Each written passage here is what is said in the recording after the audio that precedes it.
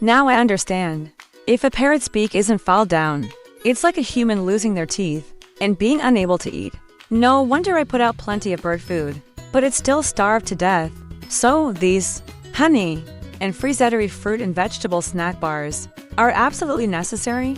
The chewing process not only files down their constantly growing beaks and prevents depression, but also supplements the bird seed with vitamins they don't usually get, helping to brighten and enhance their feathers. Never would have thought.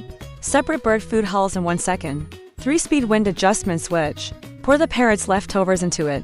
You can harvest a drawer of clean food and a drawer of waste shells. Save several bags of bird food a year. No longer have to blow your face full of husks. Brain hypoxia. One charge lasts a long time. Really spend a small amount of money to do big things.